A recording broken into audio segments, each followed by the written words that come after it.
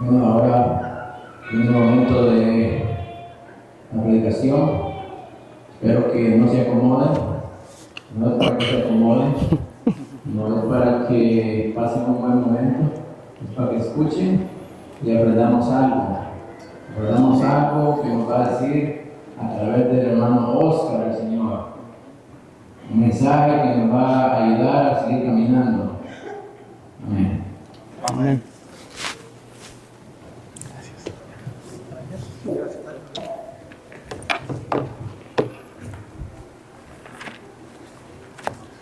Muy buenos días, queridos hermanos. Feliz sábado a todos. No pregunté cuánto tiempo tenemos, pero imagino que debemos ser breves. Un día un anciano le dijo a un pastor, dice, usted puede predicar hasta las 3 de la tarde, pero a las 12 los hermanos se levantan y se van. Así que si no quiere quedarse predicando solo, asegúrese de terminar a tiempo. En esta mañana vamos a hacer lo mismo que hacemos todo el tiempo que venimos a la iglesia, y es repasar historias, temas, puntos que ya sabemos, pero que no está de más volver a repasar, volver a repetir. Y no en vano le dijo Dios al pueblo de Israel, la repetirás a tus hijos cuando te levantes, cuando te acuestes, cuando andes. ¿Por qué? Porque el repetir las cosas nos ayuda a mantenerlo vigente. Lo que dejamos de repetir, poco a poco se va quedando en el olvido hasta el momento en que ya no nos acordamos absolutamente de nada. Vamos a inclinar el rostro para orar. Padre nuestro, te damos gracias por tu misericordia. Pedimos que nos hables en esta mañana y que tu Santo Espíritu sea con nosotros. Úngenos con Él y danos sabiduría, no solo para escuchar, sino para aceptar tus consejos y ponerlos en práctica. En Jesús lo pedimos. Amén. El título del sermón de esta mañana es ¿evangelizamos o discutimos? ¿Cuántos de nosotros hemos evangelizado o evangelizamos en nuestro día a día? Yo creo que la mayoría, creo que todos. Pero la pregunta es, ¿evangelizamos o discutimos? ¿Evangelizamos o peleamos? ¿Evangelizamos o debatimos? Y me llamó mucho la atención que me encontré hace un par de meses, y lo proyectó ahí el hermano. Dice, Cristo te mandó a ganar almas, no a ganar discusiones. Desde que Cristo tiene a su pueblo, a sus hijos aquí en la tierra, Él ha escogido a un grupo para que ellos velen y cuiden por el mensaje que Él tiene a la raza humana. Llamó a Abraham, llamó a su descendencia y hoy nos llama a nosotros. Hay muchos métodos que nos dicen que hay para evangelizar. Por ejemplo, la iglesia tiene simposios, tiene capacitaciones para evangelizar y son importantes. Sin embargo, si nuestra vida espiritual no va acompañada por la dirección del Espíritu Santo, es muy difícil que estos métodos de evangelización tengan impacto.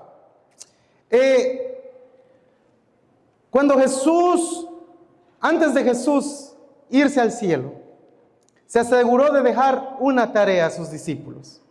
Y esto me recuerda mucho, tal vez la generación actual no la va a comprender, pero los que crecimos principalmente en el campo y en la que a veces los padres salían, era muy común que los padres dejaran una tarea y decía, yo no voy a estar tal tiempo, pero para cuando yo regrese, quiero que el patio de atrás esté rastrillado, quiero que las hojas secas estén quemadas, quiero el patio de enfrente sin montes. Y entonces, habían algunos de nosotros que éramos diligentes en los que nos pedían hacer y nos apurábamos a hacer lo que papá nos había mandado hacer. Otros un poco más relajados que primero jugábamos y luego nos encargábamos de la tarea. y otros que se olvidaban por completo de la tarea, y cuando llegaba papá, ahí era donde nos enfrentábamos a la realidad. Cuando antes de Jesús irse, ¿cuál era la cita bíblica de esta mañana? Libro de San Mateo, un versículo muy conocido. Por tanto, id y haced discípulos, bautizándolos en el nombre del Padre, del Hijo y del Espíritu Santo, enseñándoles a obedecer todas estas cosas. Yo estoy con vosotros todos los días hasta el fin del mundo. Desde que Dios llamó a Abraham, el pueblo que él escogía tenía una misión, y era la de llevar el evangelio. El evangelio es solo uno. No es que antes era un evangelio, después era otro evangelio y luego vino y se acomodó otro evangelio. El evangelio es ¿cómo? El evangelio es eterno. Y es el evangelio verdadero el que nosotros llevamos. Sin embargo, tuvo sus diferentes etapas, y en un principio el pueblo de Israel, el pueblo judío, llevaba el evangelio. ¿Cuál era el evangelio que ellos llevaban? De que el Mesías había de venir. Y aunque ellos lo malinterpretaron y lo presentaron mal, el evangelio apuntaba a que el Cordero Pascual iba a venir, iba a morir por nosotros, nos iba a redimir y rescatar de las garras del pecado, de la esclavitud del pecado. Cuando Jesús asciende, le deja la tarea a sus discípulos de llevar el evangelio, ¿qué? De que Jesús ya vino, de que Jesús murió, de que Jesús resucitó y ahora ha ascendido al cielo. Y ahora, ¿cuál es el evangelio que nosotros debemos llevar? El mismo evangelio, pero en su etapa final, y es la que describe Apocalipsis. Vamos al libro de Apocalipsis.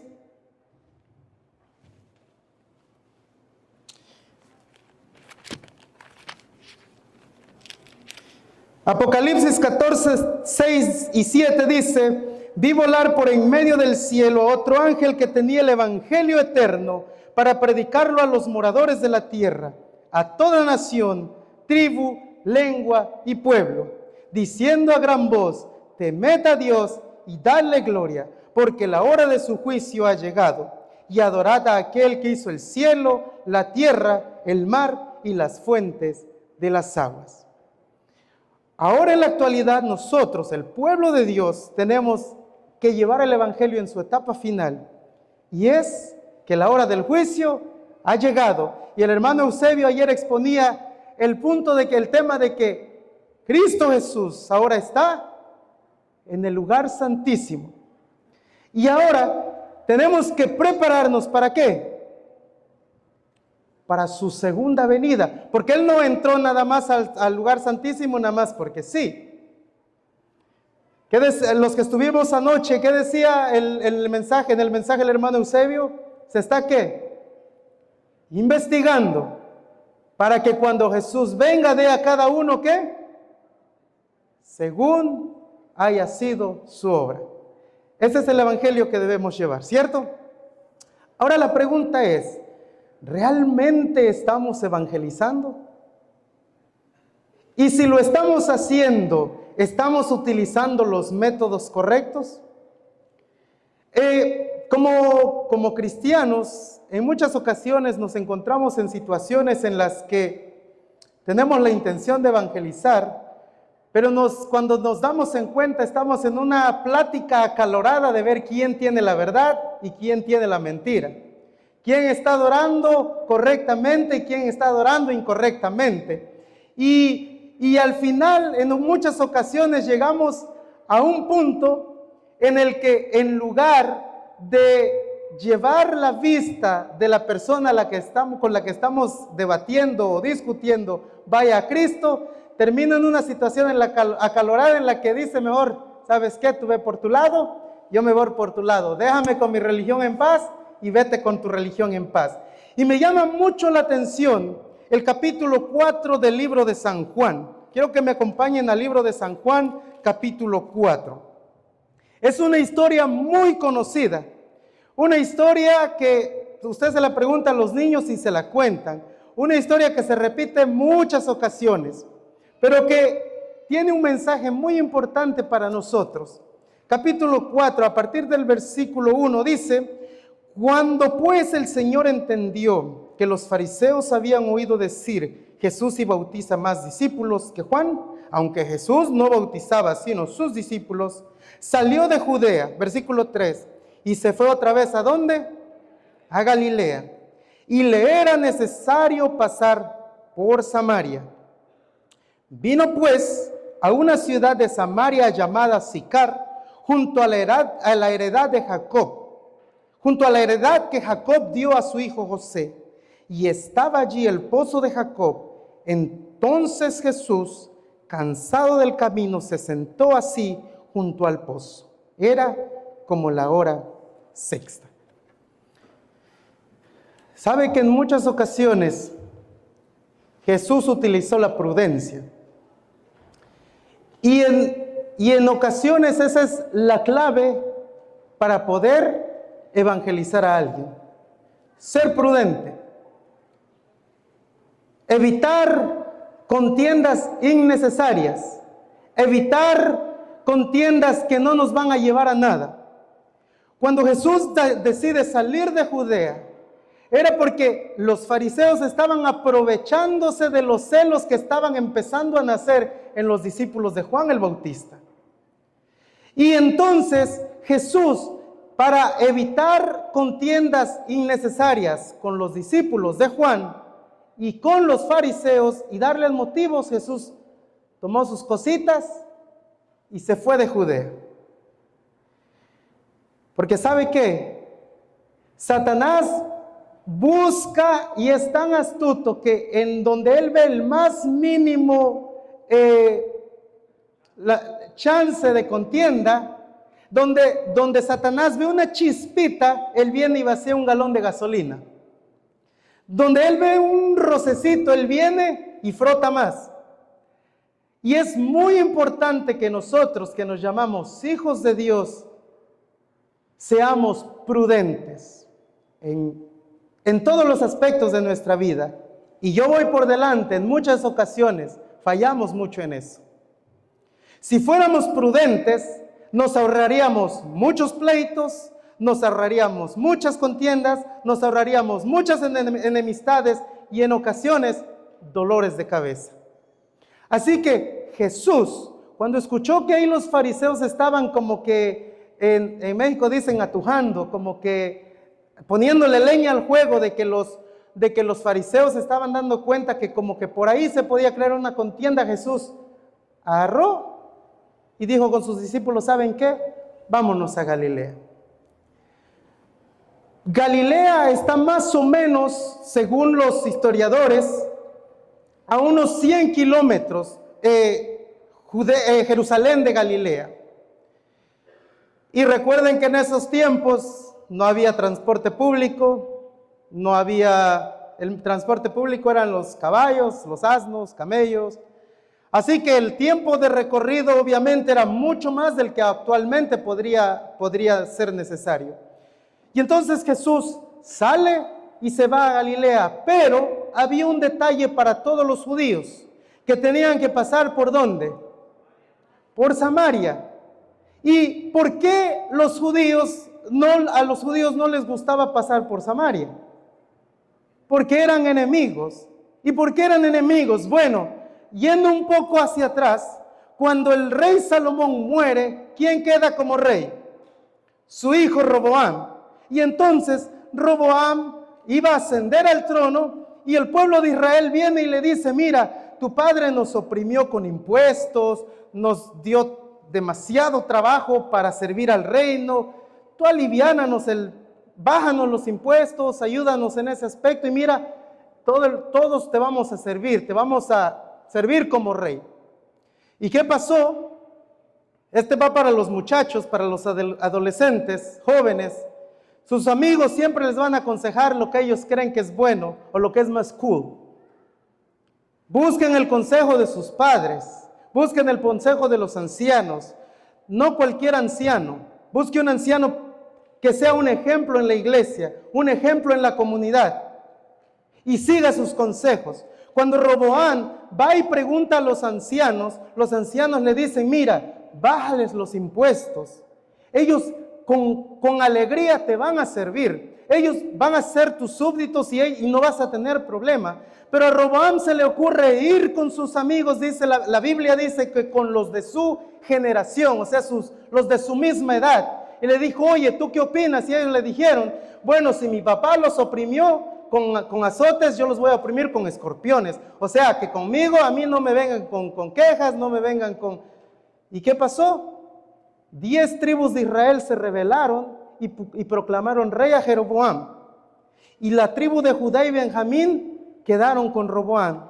Y el reino se dividió en el reino del sur y en el reino del norte. Pero ¿cuál fue el problema con los reyes, con el reino del norte? Que desde la primera persona que se proclamó rey, que fue Jeroboam, que fue lo primerito que hizo, él dijo, si yo dejo que la gente empiece a ir otra vez a Jerusalén, a adorar, a hacer en las épocas de Pascua y todo eso, se van a volver otra vez y se van a unir y entonces ya hoy yo me quedo sin ser rey.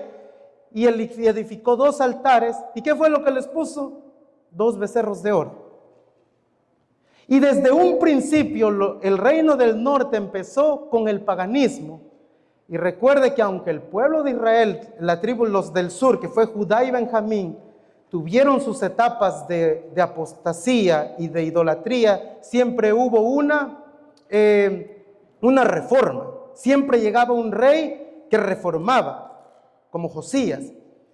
En cambio, el pueblo, los reyes, el reino del norte empezó con la idolatría desde el principio. Y vemos reyes como Acab, que se casó con Jezabel. Esos tipos de reyes tenían. Sus reyes llegaban al reino por golpe de estado, por traición, siempre había algo ahí. Y en cambio, los del sur, que era de la tribu de Judá y Benjamín, todos sus reyes vinieron del linaje de David, como lo describía la profecía de donde iba a venir Jesús. Así que los samaritanos, bueno, en ese tiempo los del sur, empezaron con la idolatría y se fueron hasta que los asirios vinieron y se los llevaron cautivos a todos. Se llevaron cautivos a todos, desolaron la ciudad. Y después los asirios empezaron a traer gente de todos lados, gente que no eran descendientes de Israel y se mezclaron con los pocos que habían quedado. ¿Me van siguiendo en esa línea?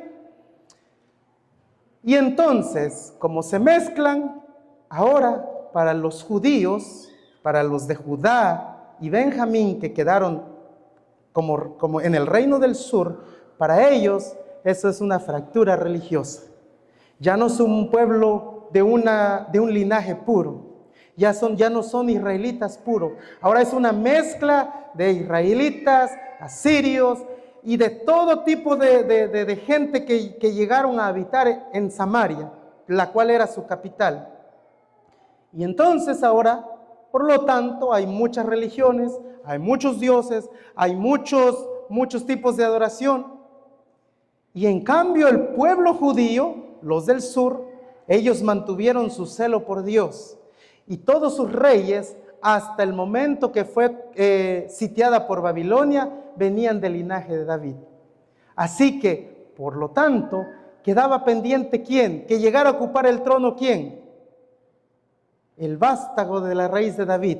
El que iba a nacer, tenía que nacer del linaje de David para que ocupara ese lugar que desde el sitio de Babilonia no había ocupado ni un rey, porque ahí Babilonia y luego Roma les había impuesto gobernadores nada más, pero no había un rey que ellos hubieran proclamado rey. Entonces, como los samaritanos ya estaban mezclados, ya para los judíos ya ellos ya no entraban en el grupo de pueblo escogido. Sin embargo, los samaritanos todavía hacían sus intentos por como conectar otra vez con los judíos. Y recuerdan cuando regresaron los deportados de Babilonia a reconstruir las murallas de Jerusalén, a reconstruir el templo, que los samaritanos vinieron y dijeron, oigan, los vamos a ayudar, necesitan ayuda, aquí estamos. ¿Y qué pasó? Ellos le dijeron, váyanse de aquí, porque con justa razón el pueblo no estaba con una intención real de ayudar. y tampoco era que estaban en un servicio verdadero a Dios. Era una mezcla de paganismo, cristianismo y cosas así. Toda esa historia marcaba la enemistad entre los judíos y los samaritanos. Pero ahora, cuando Jesús ya está ahí, en el momento de Jesús, ahora los samaritanos habían hecho ciertas reformas y adoraban a un solo Dios, Yahvé. Y ellos decían que ellos eran el pueblo escogido porque ellos eran herederos de Moisés. Y tenían los 5 libros, el Pentateuco, como su Biblia. Eran unos ajustes en su versión, pero ellos, era su base, era su Biblia. Y su padre, como ellos decir, como los judíos decir nuestro padre Abraham, ellos decían nuestro padre Jacob. Así que cuando en el tiempo de Jesús ya los samaritanos como que ya estaban, por así decirlo, un poco reformados, y ellos alegaban que eran herederos de Moisés, y al mismo tiempo que ellos estaban adorando, ¿en dónde?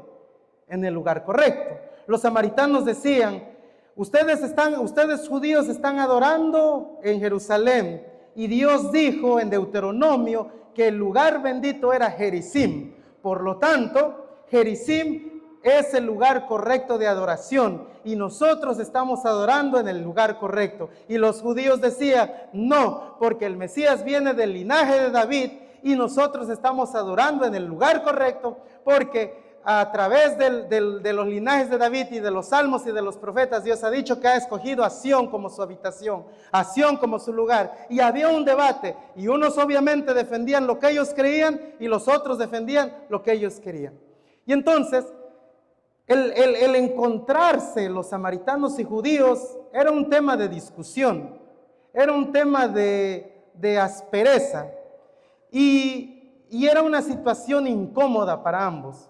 Así que para ir de Judea a Galilea, los judíos a veces preferían dar una vuelta más grande y no pasar por Samaria para llegar a su destino. O viceversa, cuando venían a Jerusalén en las épocas de fiesta, preferían dar una vuelta porque incluso el tener que comprarles alimento era como un poco despreciable.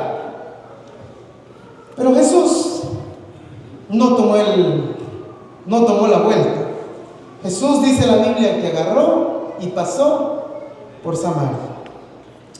Y el versículo 7 dice, vino una mujer de Samaria a sacar agua y Jesús le dijo, dame de beber. Ahora, teniendo ya este panorama, que los judíos y samaritanos preferían no encontrarse, llega la mujer samaritana al pozo, encuentra a un judío sentado. ¿Cuál cree usted que podría haber sido el resultado si Jesús le decía, hey, ¿necesitas ayuda? Probablemente la mujer lo hubiera ignorado, probablemente ni le hubiera contestado, le hubiera dicho estoy bien, gracias, con cierta aspereza que los caracterizaba. El comentario bíblico dice que la manera en la que Jesús se acerca a la mujer merece, dice, detallada atención. Jesús no llegó a la samaritana y le dijo, ¿necesitas ayuda? ¿Te ayudo? ¿O tienes un vaso por ahí que me prestes? Jesús, en lugar de ofrecer ayuda, pidió algo que para los judíos era despreciable. Yo pedirle a una samaritana, yo pedirle a un samaritano, en ocasiones como seres humanos, suele suceder, en la iglesia no, en el mundo afuera, que necesitamos ayuda. Y justo necesito ayuda del que más mal me cae y prefiero no terminar el trabajo a pedirle ayuda. Creo que era el hermano que hace poco contaba la historia del muchacho que se peleó en un partido de fútbol y luego se metió a refugiar de la lluvia y vio que era con los que había peleado y así como entró, así salió. Entonces, el pedirle a alguien que yo desprecio me hace a mí más humillando, me humilla más.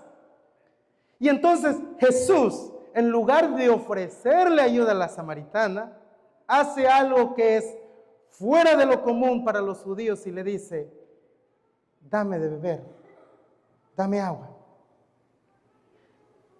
Lo que Jesús estaba haciendo, de acuerdo al comentario bíblico adventista, estaba llamando primero su atención.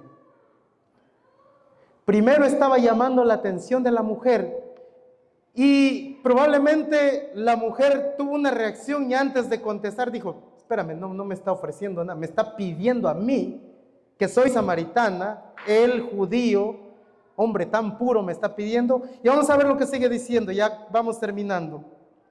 Dice, pues sus discípulos habían ido a la ciudad a comprar de comer. ¿Sabe? A mí me encanta cómo el apóstol Juan escribe su evangelio.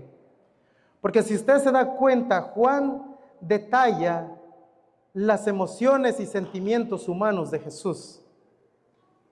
Dice, Jesús venía de caminar. Jesús tenía el poder de saciar su sed sin agua. Tenía el poder de convertir la piedra en pan.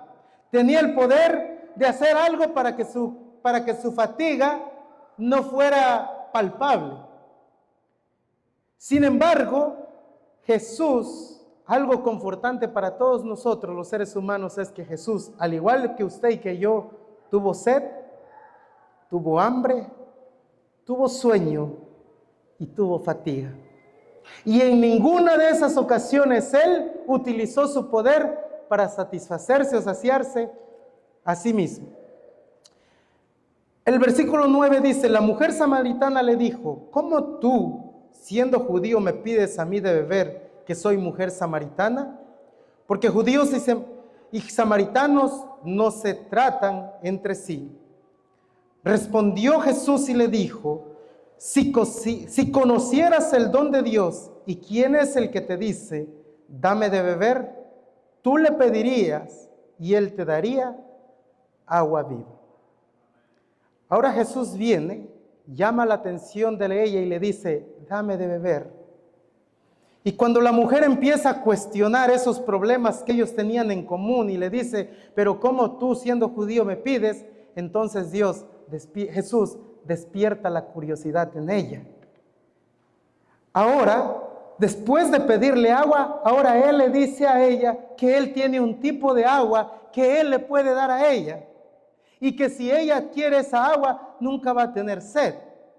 Entonces la curiosidad de la mujer empieza a profundizar más en la plática. Ahora pone un poco al lado los prejuicios y vamos al versículo 12, el versículo 11 dice, la mujer le dijo, Señor, no tienes con qué sacarla y el pozo es hondo. ¿De dónde pues tienes el agua viva? ¿Acaso eres tú mayor que nuestro padre Jacob, que nos dio este pozo del cual bebieron él, sus hijos y sus ganados?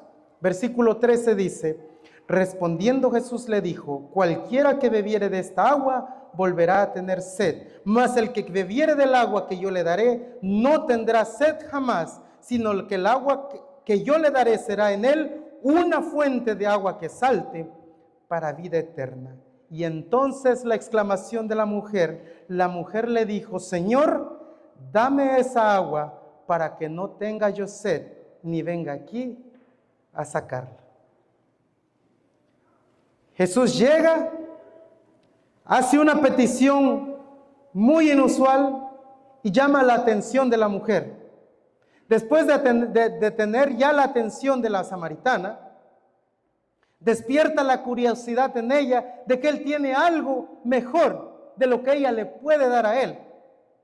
Y entonces ahora viene la petición por ella misma, ahora ella siendo samaritana, ahora ella siendo de una nación que prefería no recibir nada de un judío, le dice, dame de esa agua para que no venga yo más a sacar el agua de este pozo. De acuerdo a los que estudian la geología, ¿es cierto? Ellos dicen que para una mujer esa tarea era algo pesada, tener que ir, y me resultó bien curioso, usted lo puede confirmar por usted mismo. De acuerdo a los arqueólogos, el pozo de Jacob sigue presente aún, y dice que es uno de los lugares relacionados a la vida de Jesús, es el único que han podido localizar con exactitud. Actualmente, obviamente, ya está modernizada, construyeron una capilla, pero de acuerdo a estudios arqueológicos y descripciones de la Biblia, del lugar donde estaba, exactamente al pie del monte Gerizim, el pozo aún sigue ahí, es en la actual Cisjordania, terreno palestino. Y el pozo actual aproximadamente tiene entre unos 30 y 40 metros de profundidad. Entonces el geólogo que explica todo esto del lugar y eso, explica cómo para una mujer tener que venir, sacar agua del pozo por ella misma y buscar la hora en la que nadie la ve y luego ir, caminar, porque tampoco era que Samaria estaba ahí cerquita del pozo, había una distancia del pozo a Samaria. Y entonces cuando Jesús despierta la curiosidad en ella, ella dice, bueno, eso me interesa. Y no comprende bien de lo que Jesús está hablando, pero le dice, dame esa agua para que yo no venga más. Y sabe, cuando nosotros captemos la atención, despertemos el interés con la dirección del Espíritu Santo, va a llegar el momento en que tengamos que llamar la atención. Porque saben que como seres humanos tenemos un problema con el equilibrio. Somos demasiado liberales o somos demasiado extremistas. No encontramos el control y el balance que solo el Espíritu Santo nos puede dar. Y entonces creemos que el evangelizar es no llamar la atención porque no se vaya a ofender y no se vaya a ir de la iglesia. O completamente venir y darle de palos y garrotearlo, como dicen en México, y echarle todos sus pecados en cara y si quiere ir que se vaya. Pero cuando utilizamos el método de Jesús, llega el momento cuando hay que hacerlo. Y cuando somos guiados por el Espíritu Santo, no vamos a tener problema con eso. Después de que Jesús llama la atención de la mujer, despierta la curiosidad y hace que ella pida, le dice, ¿qué fue lo que le dijo? Ve y llama a tu esposo. Jesús sabía la vida de ella. Jesús sabía la vida que ella había llevado y la que llevaba actualmente. Y cuando le dijo, ve y llama a tu esposo, le estaba diciendo, mujer, yo te puedo dar el agua de vida, pero hay agua estancada de pecado en tu vida que tienes que sacar. No puedes recibir el agua de vida mientras tu vida siga en la manera desordenada en la que está. Tu vida no puede cambiar y ser transformada si tú no tomas la decisión de cambiar y de que toda esa agua de pecado que está ahí estancada sea expulsada. Jesús no le endulzó nada en ese momento y le dijo, el agua de vida está aquí para ti. Puedes tomarlo si quieres, yo puedo dártelo, pero necesitas dejar tu vida de pecado. Ahora, cambiemos la enumeración y pongamos que Jesús hubiera llegado y desde llegando le hubiera llegado a llamar la atención. Es muy probable que la historia hubiera terminado diferente. Pero ahora, si Jesús, quien era un ser de autoridad, un ser que puede reprochar pecados a diestra y siniestra, porque como se dice vulgarmente, él no tiene cola que le pisen. Porque en ocasiones yo puedo llegar y llamarle la atención a alguien, entonces me dice, ¿y lo tuyo? ¿Y eso qué? Y ahí me calla. ¿Y yo qué más puedo decir? Pero Jesús, que tenía autoridad, que no tenía pecado, que no tenía mancha de pecado, llegó y usó la estrategia para llamar la atención del alma, del alma angustiada, del alma en necesidad. ¿Cuánto más nosotros? Pero eso solamente se logra con la dirección del Espíritu Santo. Cuando Jesús le pregunta todo esto, la mujer trata de evadir y entonces empieza a traer temas de discusión religiosa y le dice, bueno, mira, ya cuando vio que no había nada oculto ante la vista de Jesús, le dijo, mira, oye, ustedes están adorando en Jerusalén, nosotros adoramos en Gerizim. Y otra vez Jesús vuelve a decirle la verdad sin insultar, sin agredir y le dice, los judíos tienen el lugar correcto. Los judíos tienen la religión adecuada. Los judíos han velado por el evangelio real. Ustedes adoran lo que no saben. Ustedes están adorando, pero están confundidos. Están adorando incorrectamente, porque Dios ha escogido al pueblo de Israel. Y entonces la mujer le dice, bueno, tú eres judío, yo soy samaritana. Cuando venga el Mesías, Él nos lo va a aclarar. Y sabe que es interesante entender que ellos también esperaban un Mesías. Pero a diferencia de los judíos, ¿cómo era el Mesías que esperaban los judíos? Un rey que venía de la descendencia de David, que iba a venir a hacer y deshacer, a derrotar a los romanos y a restablecerlos a ellos como una nación grande y fuerte. Los samaritanos esperaban a un profeta mencionado en Deuteronomio, que iba a llegar a unir al pueblo, a restablecer la adoración verdadera y a aclarar que el monte Gerizim era el lugar correcto para adorar. Y cuando la mujer le revela a Jesús que ella cree que ese profeta restaurador está por venir, Jesús le hizo una declaración que muy pocos tuvieron el privilegio y le dijo, yo soy el que habla contigo, Él es. El resto de la historia es impresionante. La mujer va y es lo que pasa en muchas ocasiones. Yo lo digo personalmente por mí. No puedo evangelizar porque yo no he sido evangelizado. Yo no puedo ir y decir que he conocido a un Dios que ha hecho mi vida un mundo maravilloso a pesar de las circunstancias. Y yo no puedo ir a contárselo a los demás. Yo no puedo decir que Dios ha obrado en mi familia.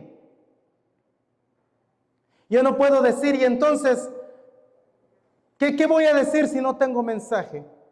El evangelio dice, buenas nuevas. ¿Buenas nuevas de qué? ¿Qué va a decir el mensajero si no tiene nada que decir? Nada. Y la mujer dejó su cántaro y se fue. Y fue a llamar a más samaritanos. Y cuando vinieron los samaritanos, ¿cuál fue la petición que le hicieron a Jesús? El versículo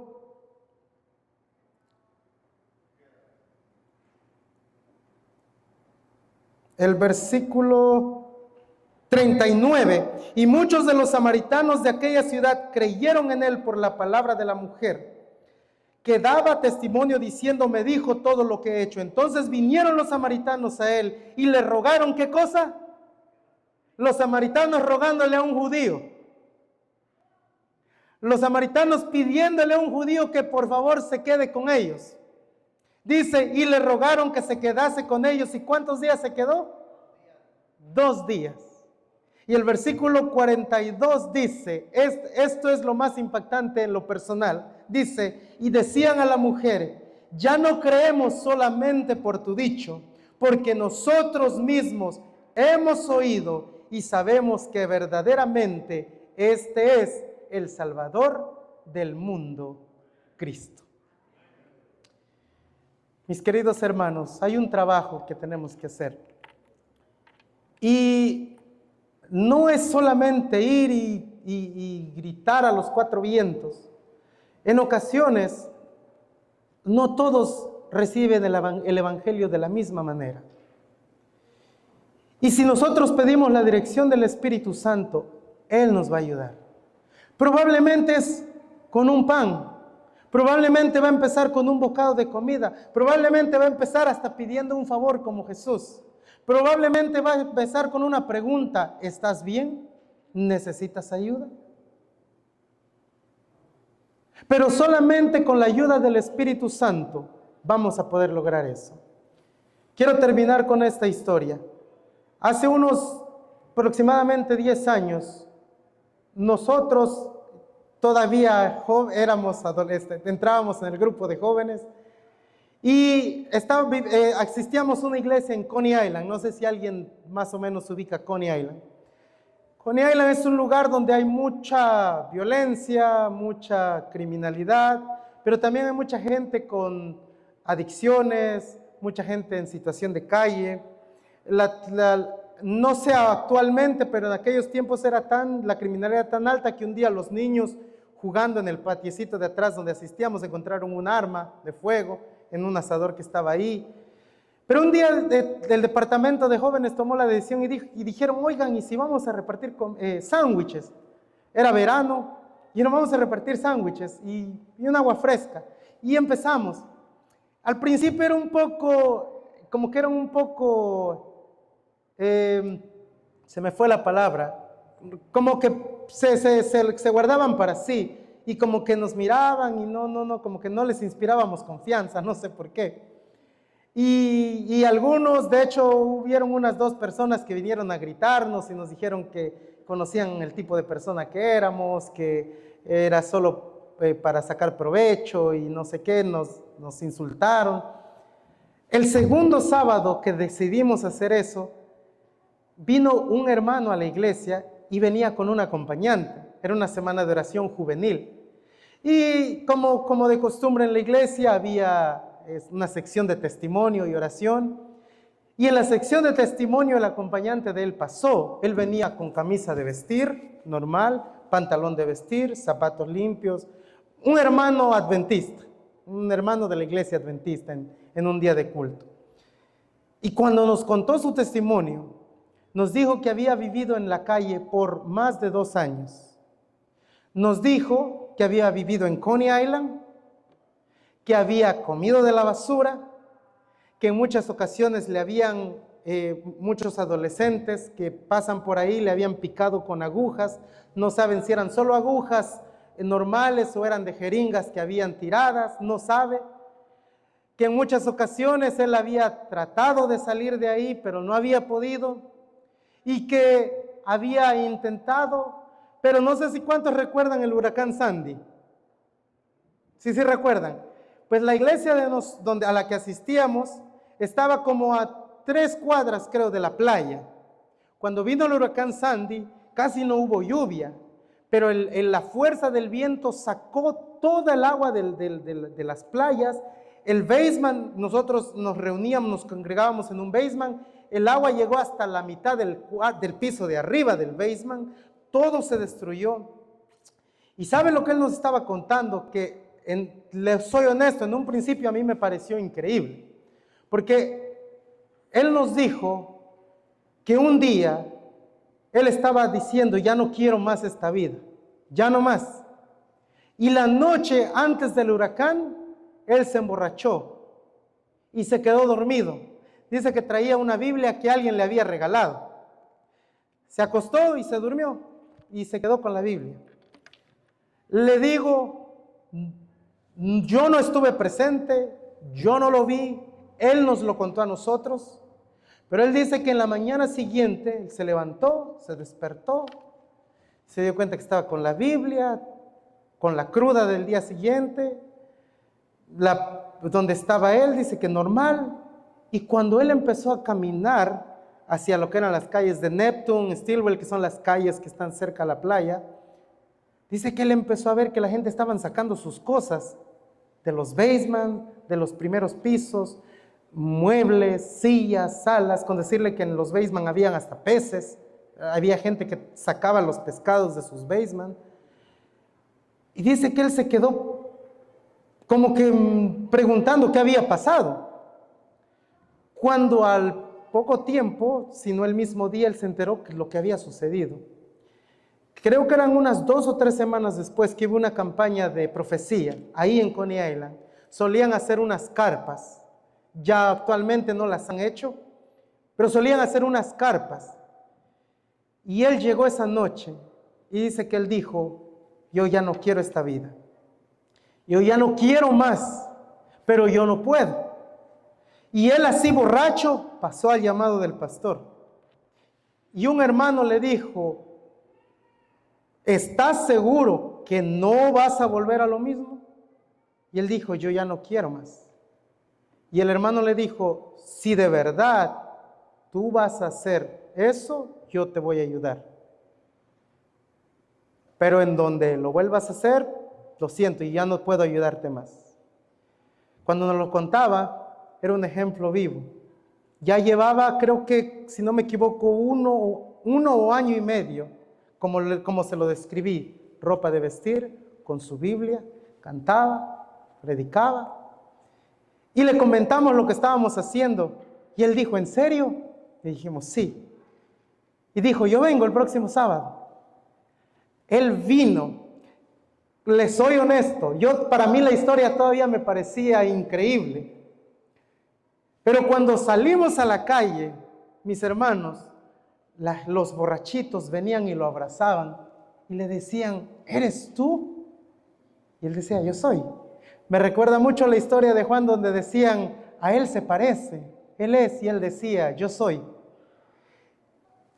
Eso sí, yo lo vi. Eso no me lo contó. Y es muy difícil que alguien de la calle venga y lo abrace con tanto entusiasmo si no ha pasado tiempo con usted. Y ellos venían y lo abrazaban y le decían, ¿pero qué hiciste? ¿Qué te hiciste? Y él les decía, Cristo. Cristo es la única salida. Y muchos se ponían a llorar porque ellos decían que querían, pero no podían. Y otros pedían que oraran por ellos. ¿Se bautizaron algunos? No. Hasta ahora no lo sé, que no tuvimos contacto, pero la semilla se puso. Quiero pedirle al hermano que ponga el video. Usted lo va a ver a él en este video. En una de las fotos él aparece. Como prueba de que eso realmente sucedió. Creo que el canto no lo sabemos, así como están sentados, si quieren pueden cantar. Es un canto que es muy conocido.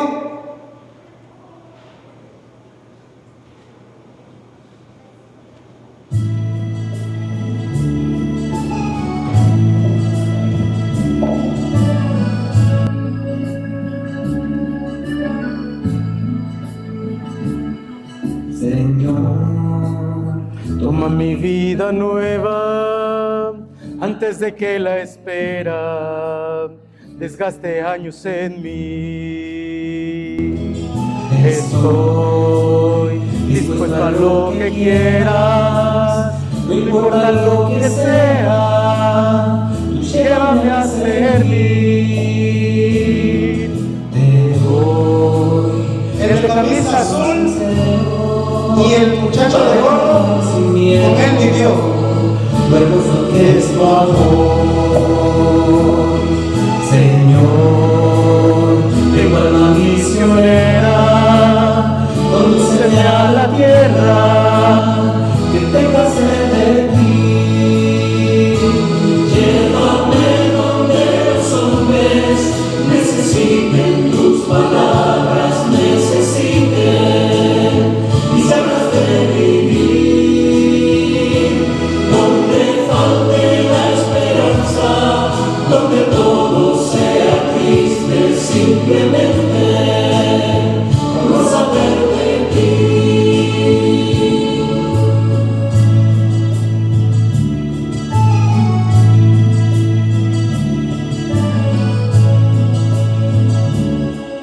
Y así me marcharé cantando, por pueblos predicando tu grandeza, Señor. Tendré mis manos sin cansancio, estoy entre mis labios, más fuerza en la oración. Llévame donde los hombres necesiten tus palabras, necesiten mis ganas de vivir, donde Falte la esperanza, donde todo sea triste, simplemente por no saber de ti. Llévame donde los hombres necesiten tus palabras, necesiten mis ganas de vivir, donde falte la esperanza, donde todo sea triste, simplemente por no saber de ti. Llévame donde los hombres necesiten tus palabras, necesiten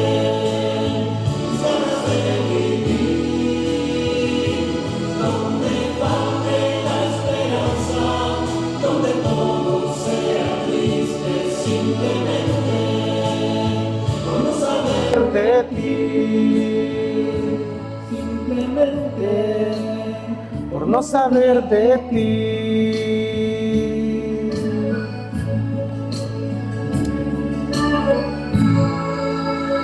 Quiero invitarlos a que nos coloquemos en pie y vamos a finalizar con una oración.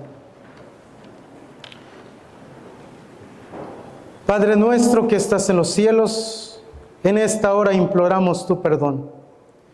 En muchas ocasiones nos hemos olvidado del trabajo que tenemos para con la humanidad allá afuera. Y en ocasiones no es meramente salir y debatir y discutir y hablar.